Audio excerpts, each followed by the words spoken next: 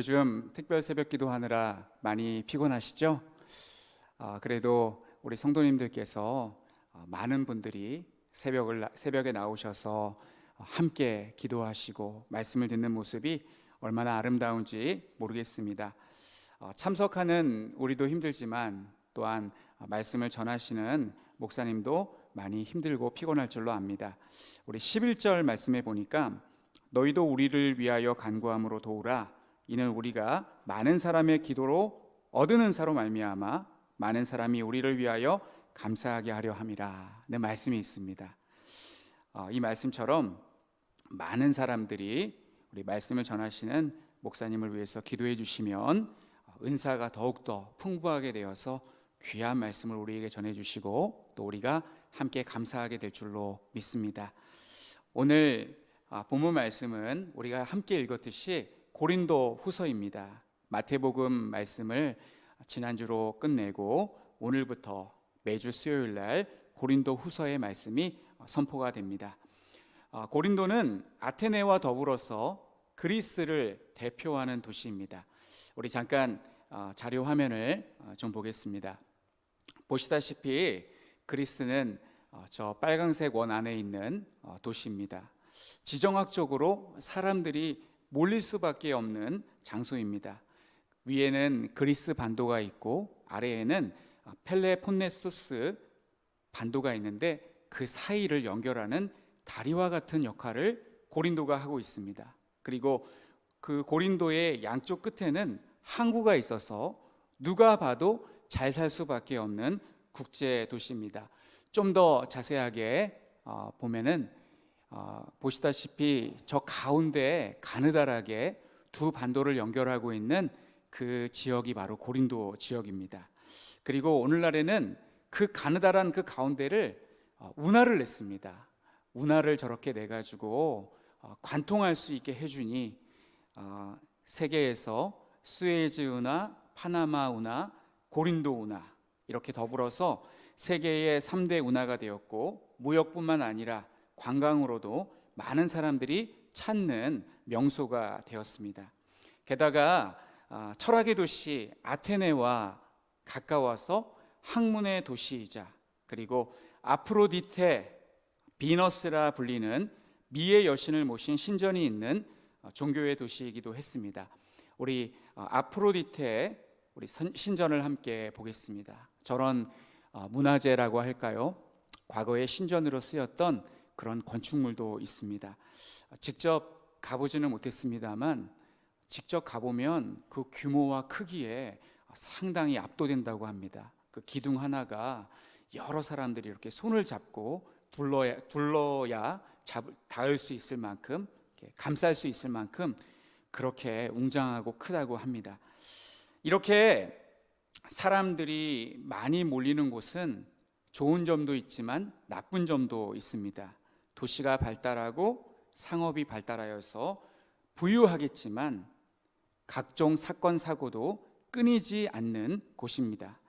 사도 바울은 이곳에 와서 복음을 전했습니다. 사도 바울은 도시를 골라가면서 복음을 전한 것이 아니라 아무 곳이라도 발길이 닿는 곳이라면 복음을 전했습니다. 저는 오늘 본문의 말씀을 가지고 세 가지를 증거하려고 합니다. 첫째는 고린도 전서는 우리가 예전에 말씀을 쭉 들은 바가 있으니까 생략하고 고린도 후서가 쓰여지게 된 과정, 그리고 두 번째는 우리가 함께 읽은 본문의 말씀을 설명할 것이고 세 번째는 오늘 설교의 제목이기도 한 사도 바울이 고린도 교회의 방문을 연기한 이유를 살펴보고자 합니다. 첫째, 고린도 후서가 쓰여지기까지의 탄생 과정을 살펴보겠습니다. 사도행전 18장 8절 말씀을 보시면 바울이 고린도 지역에 가서 고린도 교회를 세웁니다. 놀랍게도 그곳 많은 사람들이 믿고 세례를 받아서 교회가 세워졌습니다. 사도행전 18장 8절 말씀에 또 회당장 그리스보가 심지어 회당장도 믿었습니다. 온 집안과 더불어 주를 믿으며 수많은 고린도 사람도 듣고 믿어 세례를 받더라. 이렇게 고린도 교회가 탄생하게 됩니다.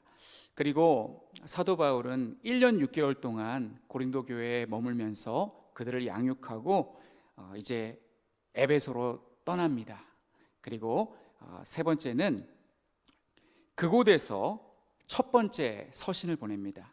이때 보낸 편지는 고린도전서가 아닙니다. 고린도전서 전에 편지가 하나 있었습니다. 그것을 보냈는데 지금은 소실되고 없어져서 우리는 그것을 볼 수가 없습니다. 고린도전서 5장 9절 말씀에 보면 내가 너희에게 쓴 편지에 음행하는 자들을 사귀지 말라 하였거니와 라는 말씀이 있습니다. 그러니까 고린도전서에 이 말씀이 있는 걸로 보아서 예전에 사도 바울이 편지를 하나 쓴 게 있구나 라고 우리가 추측해 볼 수 있는 겁니다. 그리고 네 번째는 사도 바울은 글로웨의 집을 통해서 고린도전서 1장 11절에 나와 있는 말씀인데 고린도 교회가 여러 파당들로 쪼개져 있다는 소식을 듣습니다. 이는 심각한 문제입니다. 1년 6개월 동안 양육하고 온 그 교회가 파당으로 분열되어서 나누어져 있다. 이 소식은 정말 마음 아픈 소식입니다. 제가 예전에 이런 얘기를 들어봤습니다. 어떤 교회는 분쟁이 생겨가지고 예배를 드리는데 1층에서도 예배를 드리고 2층에서도 예배를 드리는데 각각 다른 목사님을 모시고 예배를 드린다. 그런 교회도 있다는 이야기를 들었습니다. 이처럼 사도 바울도 교회가 분열이 됐다는 이야기를 들었을 때 마음이 아팠을 겁니다. 고린도전서 1장 11절에 내 형제들아 글로웨의 지편으로 너희에 대한 말이 내게 들리니 곧 너희 가운데 분쟁이 있다는 것이라. 이러한 소식을 들은 사도 바울이 마음이 무척 안 좋았을 텐데 그 무렵에 바울은 고린도 교회 성도들로부터 몇 가지 질문이 담긴 편지를 받습니다. 고린도전서 7장 1절에 보면 너희가 쓴 문제에 대하여 말하면, 그러니까 편지로 어떤 내용을 질문한 그런 편지가 있었나 봅니다. 그 질문에 대한 답변, 그 답변이 이제 고린도전서에 쓰여 있는 겁니다.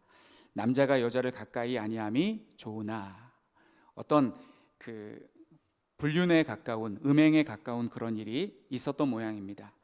그리고 여섯 번째, 이에 대한 답장으로 바울은 드디어 우리가 현재 소유하고 있는 고린도전서를 기록하였습니다. 고린도전서의 내용을 쭉 보시면 알 수 있듯이 그들이 파당을 나눈 것을 사도 바울이 질책합니다. 아볼로파, 바울파, 그리스도파 이런 게 다 무슨 소용이냐 하면서 파당을 나눈 것을 질책하고, 또 그들이 전에 편지로 질문한 거, 결혼 문제, 우상의 제물을 먹는 것에 관한 문제, 또 여러 각종 은사, 부활에 관한 질문, 이런 질문들에 대한 답변을 사도 바울이 상세히 기록해서 그 편지를 보냅니다. 그게 바로 고린도전서입니다. 이 서신은 디도가 전해 주었습니다. 그리고 일곱 번째는 고린도 교회가 염려가 된 바울은 이번에는 디모데를 보냅니다. 디모데를 보내서 좀 상황을 좀 살피고 와라 라고 디모데를 그곳으로 파견합니다. 그리고 여덟 번째는 디모데가 가고 난 후에 고린도 교회에 심각한 위기 상황이 발생했습니다. 개인적으로 바울을 공격한 한 우두머리가 있었습니다. 디모데는 그곳에 있었지만 매우 당황하였고 이 문제를 어떻게 처리해야 될지 몰랐습니다. 그래서 에베소로 돌아와서 바울에게 이 사실을 알립니다. 그 내용이 고린도후서 2장 5절 말씀에 기록되어 있습니다. 그 사람을 사도 바울은 근심하게 한 자라고 그렇게 표현합니다. 근심하게 한 자가 있었을지라도 나를 근심하게 한 것이 아니요 어느 정도 너희 모두를 근심하게 한 것이니 어느 정도라 함은 내가 너무 지나치게 말하지 아니하려 함이라.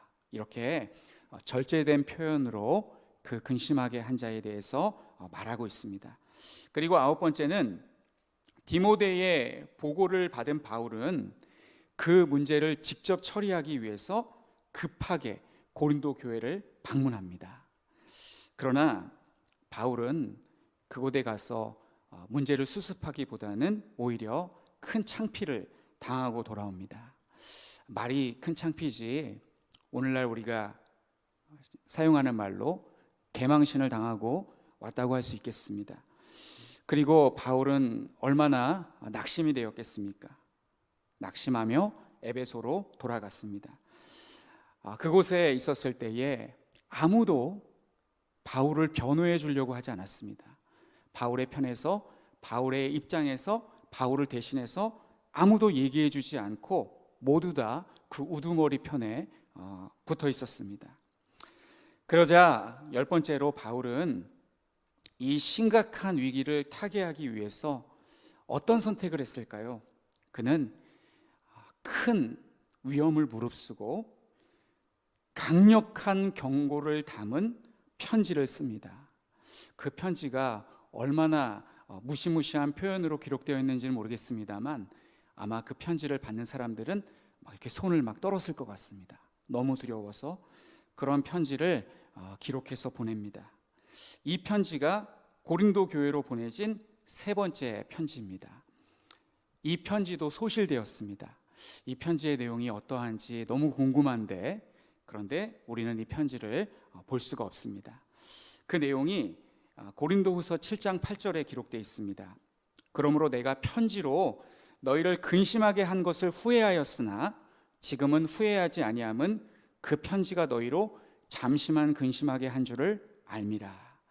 이 편지도 디도가 전해준 것으로 보입니다. 성경에 보면 디도라는 사람이 사도행전에 거의 나오지 않습니다. 그래서 존재감이 별로 없는 사람처럼 느껴지는데 바울 서신을 보면 디도가 바울의 심부름을 열심히 해줍니다. 디도가 이 무시무시한 편지를 고린도 교회에 전해주었습니다. 편지만 주고 얼른 온 것이 아니라 그곳에서 상황을 지켜보고 그리고 왔습니다. 11번째, 이후 바울은 고린도 교회의 소식을 가지고 오는 디도를 만나기 위해 드로아로 갔지만 디도를 찾을 수 없어서 계속 마게도냐로 갑니다. 디도를 얼마나 만나고 싶었는지 디도로부터 고린도 교회의 소식을 듣고 싶은데 도저히 만날 수가 없는 겁니다. 길이 엇갈렸는지도 모르겠고 하여간 행방이 모연한 그러한 상황에 처해 있어서 사도 바울이 굉장히 초조했습니다. 그래서 사도 바울은 드로아에서 만나기로 했는데 못 만나니까 계속 마게도냐 쪽으로 갑니다. 그리고 12번째, 마침내 바울은 마게도냐에서 디도를 만났습니다. 그리고 디도에게 고린도 교회의 상황을 듣습니다. 바울이 디도 편에 보낸 편지는 엄중한 경고가 담겨 있었기에 고린도 교회 성도들이 바울을 따르든지 아니면 바울을 배척하든지 바울과 관계를 끝내든지 둘 중에 하나였습니다. 그래서 바울은 노심초사할 수밖에 없었습니다. 매우 초조해하고 있는 바울에게 디도가 전해준 소식은 기쁜 소식이었을까요? 슬픈 소식이었을까요? 감사하게도 기쁜 소식이었습니다. 고린도 교회의 성도들은 바울의 엄중한 경고가 담겨있는 그 편지를 보고 자신들의 잘못을 뉘우치기 시작했습니다. 그리고 바울을 대적한 우두머리를 내치고 더 이상 그 사람과 교류하지 않고 바울의 말을 따르기로 했습니다. 고린도후서 7장 6절로 7절 말씀에 그러나 낙심한 자들을 위로하시는 하나님이 디도가 오므로 우리를 위로하셨으니 그가 온 것뿐 아니요 오직 그가 너희에게서 받은 그 위로로 위로하고 너희의 사모함과 애통함과 나를 위하여 열심히 있는 것을 우리에게 보고함으로 나를 더욱 기쁘게 하였느니라. 바울이 이제서야 한시름을 놓고 편히 잠을 잘 수가 있었습니다. 이 기쁜 소식을 들은 후에 쓴 편지가 바로 고린도 후서입니다. 그런데 이 편지를 쓰는 중간에 또다시 고린도 교회가 어려움에 처했다라는 소식이 들려옵니다. 그래서 바울은 이 문제를 대처하기 위해서 10장부터 13장까지 기록해서 고린도 후서를 몇 부 필사한 후에 디도를 통해서 다시 고린도 교회로 전달해 줍니다. 그리고 마지막으로 몇 개월 후에 바울은 안정된 고린도 교회를 직접 방문하고 그곳에 머물면서 주옥 같은 성경 로마서를 기록합니다. 그 내용이 지금까지 말씀드린 내용이 고린도후서가 쓰여지게 된 과정이었습니다. 그리고 두 번째는 우리가 함께 읽은 본문의 내용을 살펴보도록 하겠습니다. 본문의 내용을 보면 15절부터 16절까지 말씀을 보면 사도 바울이 원래 계획했던 전도 여행의 그 여정이 있었습니다. 잠깐 화면을 보여주시면, 그 표를 보여주시면 원래 계획은 15절과 16절에 다 나와 있는데 이 말씀을 제가 표로 간략하게 기록해 보았습니다. 원래 계획은 고린도로 갔다가 마게도냐로 갔다가 다시 고린도로 또 갔다가 유대로 가는 것이 계획이었습니다. 그러니까 고린도를 두 번이나 가는 것이 원래 바울의 계획이었는데, 그러나 바울이 계획을 변경했습니다. 고린도로 가지 않고 에베소로 갔다가 드로아로 갔다가 마게도냐로 갔다가 그리고 고린도로 갔습니다. 이렇게 갑자기 그 계획을 변경함으로 인해서 이 고린도 교회 성도들이 바울에게 굉장히 실망을 했었습니다. 고린도 교회 성도들은 오겠다고 약속한 사도 바울이 오지 않은 것에 화가 나 있었을 것입니다. 고린도 교회 방문을 연기한 것이 뭐가 대수라고 이렇게까지 난리야 라고 우리는 생각할 수 있겠습니다만, 지금같이 통신시설이 발달했을 경우에는 아무런 문제가 되지 않습니다만, 지금은 일정이 변경되거나 예상 시간보다 늦게 도착하게 되면 전화를 한다든지 이메일을 보낸다든지 아니면 중원에서 스마트폰을 꺼내서 문자를 보낸다든지 카톡을 보낸다든지 여러 가지 방법이 있습니다만, 고대에는 편지로 수개월 전에 소식을 주고받았기 때문에 한번 소식이 설왕설래하려면 수개월의 시간이 필요했기 때문에 고린도 교회 성도들은 사도 바울을 꽤 오랜 기간 기다렸을 것입니다. 축구 팬들은 유명한 축구 선수를 보는 것이 소원이듯이 성도들은 훌륭한 설교자의 설교를 듣고 싶어 합니다. 축구에 관심이 없는 사람은 아무리 유명한 축구 선수가 와도 관심이 없습니다. 축구를 별로 좋아하지도 않는데 유명한 축구 선수가 온들 자기와 무슨 상관이 있겠습니까? 마찬가지로 불신자나 믿음이 없는 사람은 좋은 설교를 듣고 싶은 마음이 없습니다. 불신자나 믿음이 없는 사람은 설교에 별로 관심이 없습니다. 그러나 참 성도라면 좋은 설교자를 통해서 좋은 말씀 듣기를 간절히 사모합니다. 제 말이 맞죠? 네, 우리 성도님들도 좋은 목회자가 와서 말씀 전해주시면 그 말씀을 잘 듣는 모습을 제가 2018년 우리 정교인 수련회 가서 보았습니다. 밤마다 이렇게 특별한 집회 시간에 훌륭하신 목사님들이 오셔서 말씀 전할 때 그 말씀을 사모하면서 잘 들으시는 모습을 보았습니다. 재작년에 호날두라는 유명한 축구 선수가 한국에 온 적이 있었습니다. 당시에 우리나라에서 호날두의 별명은 우리 형이었습니다. 호날두는 몸에 문신이 하나도 없습니다. 축구 선수들 보면 몸에 문신이 참 많은데 호날두는 문신이 없습니다. 그 이유가 뭐냐면 정기적인 헌혈을 하기 위해서 나는 문신을 하지 않는다라고 말을 했습니다. 그리고 각종 인터넷 매체를 통해서 호날두의 선행과 미담을 심심치 않게 볼 수 있었습니다. 그 정도로 축구 팬들은 호날두를 좋아했고 호날두를 보고 싶어 해서 한국에 방문했을 때에 전국에서 기차를 타고 버스를 타고 수십만 원의 입장료를 내고 축구장에 들어왔고 호날두가 우리 형이 나오기만을 간절히 기다렸습니다. 그러나 호날두는 컨디션이 안 좋다는 이유로 계속 벤치에 앉아 있었고 단 1분도 뛰지를 않았습니다. 그때부터 호날두의 별명이 우리 형에서 날강두로 바뀌었습니다. 이때 수십만 원의 입장료를 내고 축구장에 들어온 축구 팬들은 주최 측에 소송을 걸었고, 주최 측은 구체적인 액수는 모르겠습니다만 보상을 해준 것으로 알고 있습니다. 반면 1973년 빌리 그레함 목사가 한국을 방문한 적이 있었습니다.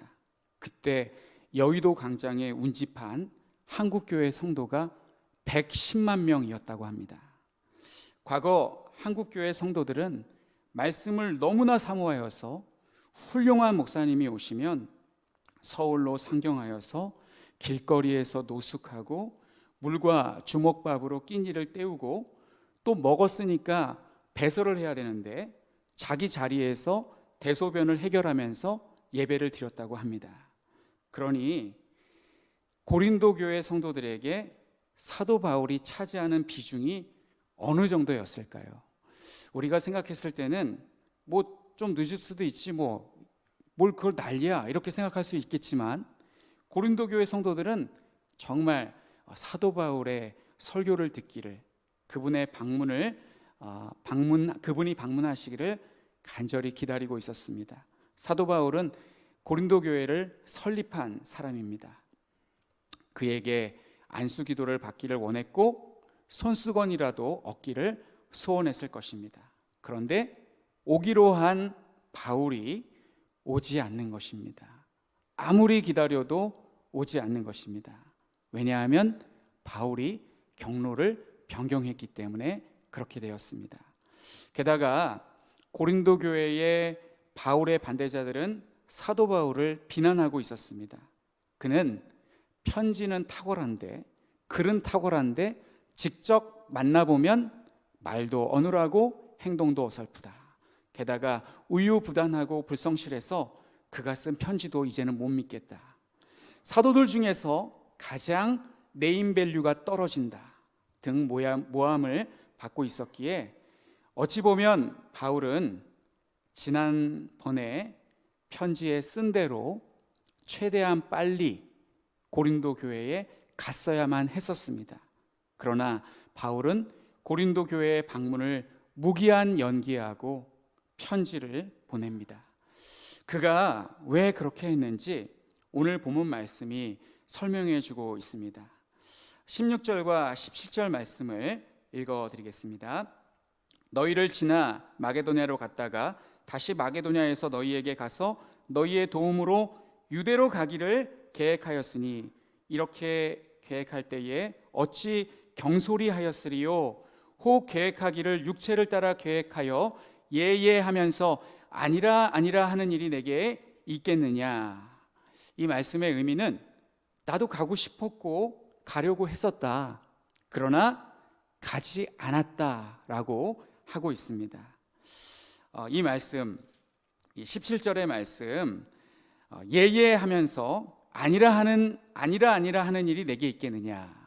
저는 처음 이 말씀을 읽을 때 이 말씀이 좀 아리송하게 느껴졌습니다. 그래서 성도님들이 이해하기 쉽게 설명해 드리려고 합니다. 전 처음에 이 말씀을 읽었을 때에 무조건 예하라는 말씀이구나, 그렇게 받아들였었습니다.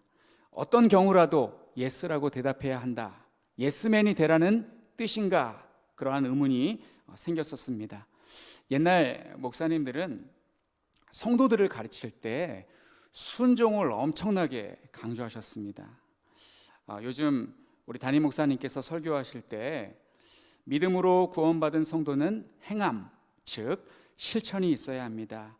행함을 강조하는 것을 율법주의라고 매도해서는 안 됩니다 라고 말씀을 종종 하시는데, 그만큼 옛날 목사님들은 순종을 강조하셨습니다. 지금도 기억에 남는 목사님의 말씀이 있습니다. 순종을 하려면 자기를 낮춰야 된다. 그래서 얼만큼 낮춰야 되냐면 마른 오징어만큼 납작해져야 된다. 그리고 마른 오징어를 불판에다 구워가지고 그 생기는 기포가 생기는데, 그걸 없애기 위해서 이렇게 돌려가지고 이렇게 롤러, 국수 뽑을 때 쓰는 그 롤러에다가 마른 오징어를 넣고서 막 돌리면 납작해서 나오지 않습니까? 그 정도로 자기를 부인하고 순종을 해야 된다. 저는 그렇게 교육을 받고 자랐습니다. 그래서 조금이라도 말씀을 거역하면 사울이 아말렉 족속의 왕과 가축을 살려주었을 때 사무엘 선지자가 한 말, 순종이 제사보다 낫다라는 말을 들으면서 자랐습니다. 그 말씀을 항상 기억해라. 순종이 제사보다 낫다. 이런 말씀을 들으면서 그렇게 교육을 받으면서 자라왔습니다. 그러한 교훈들이 지금은 저에게 다 양약이 되어서 불순종하고 소위 개기는 그런 어리석음을 범치 않고 순종하며 따라가는 그러한 사람이 되게 해 주셨습니다. 그런데 또 반면 이렇게도 생각해 볼 수 있습니다. 이 아니라 하는 일이 내게 있겠느냐. 제가 군대를 제대할 무렵이 2000년대 초반이었습니다. 그때 군대를 막 제대했는데 시중에서 베스트셀러가 성공하는 사람들의 7가지 습관이었습니다. 당시 20대 초반에 꿈 많은 청년이었던 저는 그 책을 사서 성공하고 싶어서 정독을 하였습니다. 그 책의 저자인 스티븐 코비 박사는 성공하는 삶을 살려면 아니오라고도 말할 수 있어야 한다라고 강조합니다. 할 수 있는 능력도 시간도 없으면서 부탁하는 사람의 기분을 상하게 하지 않으려고 하겠다라고 말하면 실패하게 된다는 내용이었습니다. 그래서 거절할 수 있는 용기가 필요하다. 그러한 내용을 담고 있었습니다.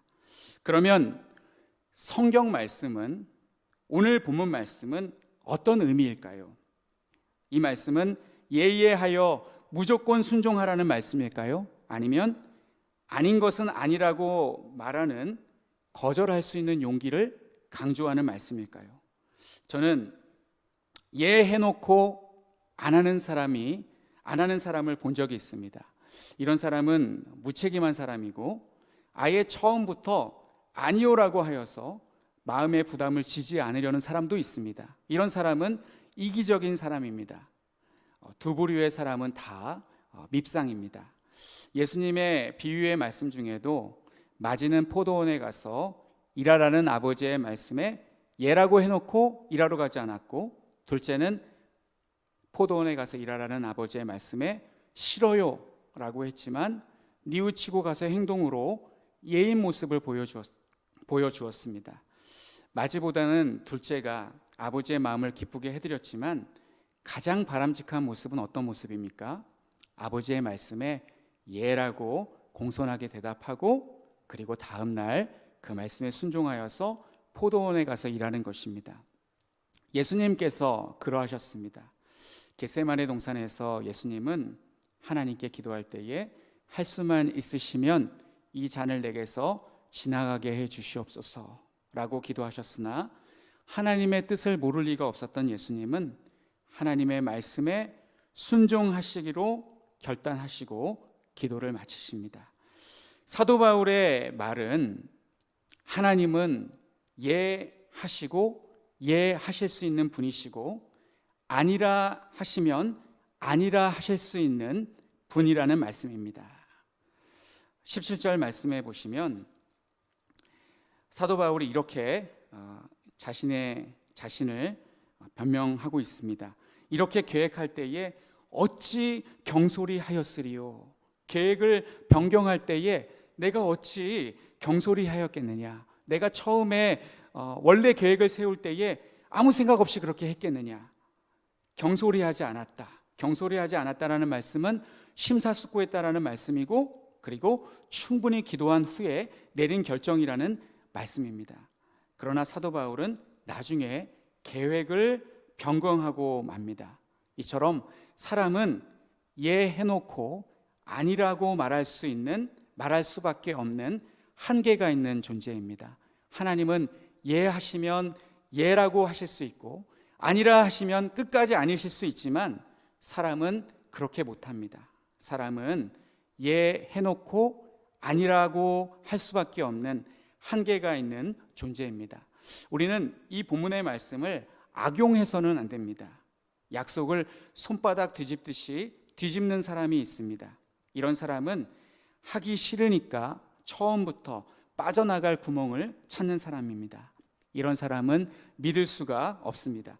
그러나 약속을 뒤집는 이유가 단순히 감정의 변화가 아니라 기도하고 심사숙고한 후에 하나님의 뜻이 아니라는 확신이 생겼을 때 자신의 명예가 실추되는 것을 두려워하지 않고 계획을 변경하는 것은 그것은 신앙인의 신앙이라고 할 수 있습니다. 그러면 마지막으로 세 번째, 사도 바울이 고린도 교회의 방문을 연기한 이유를 살펴보겠습니다. 우리 23절 말씀 우리 함께 읽어보겠습니다. 23절 말씀 우리 PPT 띄워주시면 우리 같이 읽어보겠습니다. 내가 내 목숨을 걸고 하나님을 불러 증언하시게 하노니 내가 다시 고린도에 가지 아니한 것은 너희를 아끼려 함이라. 이 말씀이 있는데 바울은 서로 감정이 좋지 않은 상태에서 고린도 교회 성도들과 대면하는 것은 효과적이 아니라 역효과를 불러올 수 있다고 생각했었습니다. 바울 성격에 성도들을 선동했던 그 악한 사람, 근심하게 했던 사람, 그리고 그 사람의 말을 믿고 부하내동하고 있는 고린도 교회 성도들을 대면하면 좋은 말이 나가기보다는 나쁜 말이 나갈 것이라는 생각이 들었습니다. 그래서 바울은 고민합니다. 계획대로 진행하느냐 아니면 계획을 변경하느냐, 당장 고린도 교회를 방문하느냐 아니면 다음으로 연기하느냐. 계획대로 진행하면 약속은 지킨 사람이 되겠지만 관계가 파국으로 치닫을 수 있고, 계획을 변경해버리면 말에 신용이 없는 사람이 되겠지만 관계를 다소 유지할 수가 있었습니다. 사도 바울은 어느 편을 선택했을까요? 사도 바울은 후자를 선택합니다. 말에 신용이 없는 사람으로 오해를 받더라도 감정의 골이 깊어지는 것을 피하는 쪽을 선택합니다. 사람은 자신이 세워놓은 계획에 차질이 생기거나 실패를 하면, 계획대로 되지 않으면 낙심하기 쉽습니다. 그러나 사도 바울은 자신의 계획을 성취하는 것보다, 계획대로 이루어지는 것보다 성도를 더 귀하게 여겼습니다. 그래서 계획을 변경했고, 계획을 변경한 후에도 낙심하지 않았습니다. 만약 사도 바울이 단판을 짓기 위해서, 억울한 자신의 그 누명을 풀기 위해서 고린도 교회를 방문하려던 그 계획을 그대로 밀어붙였다면 어떻게 되었을까요? 어쩌면 고린도 교회는 풍비박살이 났을지도 모릅니다. 사람은 감정의 동물이라서 한번 감정이 상해서 마음의 문을 닫아버리면 다시 열지 않습니다. 우리는 오늘 본문 말씀을 악용해서는 또 안 됩니다. 약속을 해놓고서 어기게 될 경우에 사정이 있었다라고 변명을 합니다. 그러나 서로 불편한 사람과 만나게 될 경우에 가능하면 약속 장소에 나가서 불편한 감정을 드러내지 않고 상대방의 말을 잘 들어주고 서로 관계를 회복하는 것이 가장 바람직합니다. 아마 사도 바울도 개인과 만남이었다면 그렇게 했을 것입니다. 그러나 고린도 교회는 바울의 대적자들이 이미 고린도 교회 성도들의 마음을 선동하고 있었기 때문에 대화 자체가 어려운 상황이었습니다. 그래서 우리는 이 말씀을 우리의 삶에 적용할 때 이런 방식으로 적용했으면 좋겠습니다. 성도님들은 자신이 오해를 받고 있을 경우에, 혹은 화가 났을 경우에, 억울한 일을 당했을 경우에 당장 단판을 짓는 편이십니까? 아니면 오해가 풀릴 때까지 기다리는 편이십니까? 단판을 지을 경우에 사이다를 마신 것처럼, 속이 뻥 뚫린 것처럼 시원할 수 있습니다. 그러나 이렇게 하면 관계가 단절됩니다. 반대로 기다리면, 참으면 관계는 단절되지 않으나 마음고생을 좀 해야 합니다. 퍽퍽한 고구마를 입에 잔뜩 넣은 것 같은 답답함을 느끼셔야 하고 암에 걸릴 것만 같은 심적 고통을 감수하셔야 됩니다. 우리는 이 두 가지 중에 어느 편을 선택해야겠습니까? 10중 8구 10명 중에 8, 9명은 전자를 선택합니다. 한마디로 끝장을 보고 자신의 결백함을 입증하는 것입니다. 요즘에 TV에서 방영되는 법정 드라마가 다 그런 내용입니다. 팩트 폭격, 참교육, 사이다 발언, 다 이런 말들이 말로써 논리로써 상대방을 묵살을 만드는 그러한 내용들입니다. 그런 또 드라마를 보면서 우리는 통쾌함을 느낍니다. 악한 놈들은 저렇게 다 아주 그냥 묵사발을 만들어야 돼 이러면서 통쾌함을 느낍니다. 그러나 10명 중에 한두 명, 10중 8구 중에 남은 한두 명은 답답하더라도 교회 공동체가 파괴되거나 혼란스럽게 되는 것을 원치 않기 때문에 그냥 마음에 묻어둡니다. 신앙인 중에 폭로하고 싶은 비밀을 무덤까지 가지고 간 위인이 있었습니다. 바로 미국의 16대 대통령 아브라함 링컨입니다. 미국의 남북전쟁이 치열했을 때 전쟁을 끝낼 수 있는 절호의 기회가 북군에게 찾아왔습니다. 퇴각하던 남군의 병사들이 쏟아지는 폭우에 강을 건너지 못하고 고립된 것입니다. 이 사실을 알게 된 정부는 이 기회를 놓치지 말고 적군을 소탕하라고 전보를 쳤을 뿐만 아니라 특사를 보내서 빨리 공격해서 적군을 완전히 소탕하라고 계속해서 지휘관을 독촉했습니다. 그런데 이 북군의 지휘관 미드 장군은 비가 쏟아지는 어두운 밤에 작전을 수행하는 것은 위험하다고 생각을 했는지 당장 공격을 하지 않고 작전 회의를 열었습니다. 참모들을 다 불러 모았습니다. 그리고 시간을 지연하고 있었습니다. 그리고 그 사이에 불어든 강물은 줄어들었고 남군의 군사들이 모두 강을 건너고 말았습니다. 뒤늦게 이 사실을 보고받은 링컨은 너무너무 화가 났습니다. 아니, 도간의 든지를 그냥 돌려보내다니. 우리 군대가 조금만 일찍 손을 썼더라면 전쟁은 종결되어서 더 이상 인명피해를 막고 병사들을 가족의 품에 돌려보낼 수 있었는데 너무 화가 나서 그날 밤 한숨도 잘 수가 없었습니다.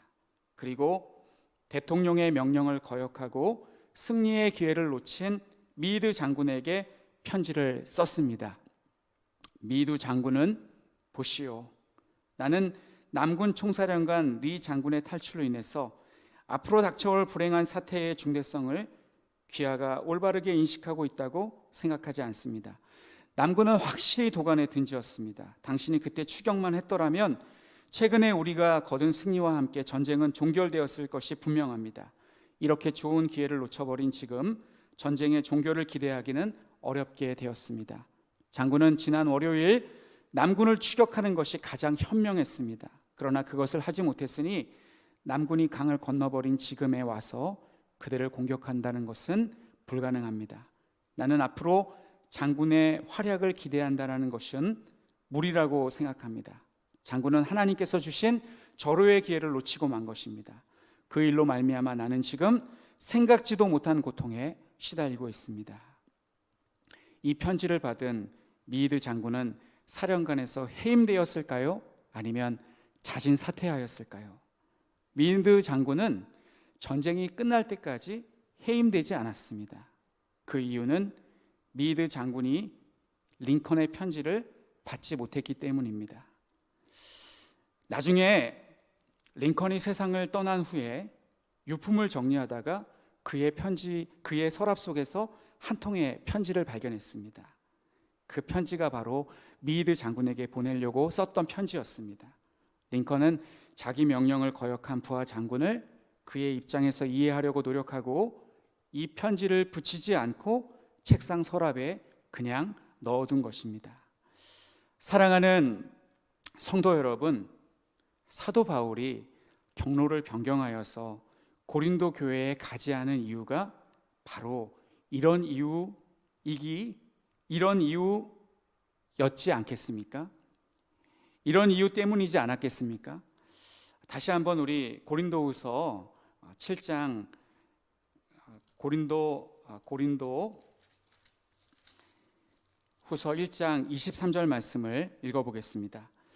내가 내 목숨을 걸고 하나님을 불러 증언하시게 하노니 내가 다시 고린도에 가지 아니한 것은 너희를 아끼려 함이라. 사도 바울이 고린도에 가지 아니한 것은 너희를 아끼기 때문이다. 내가 그래서 계획을 변경했다라고 말을 했습니다.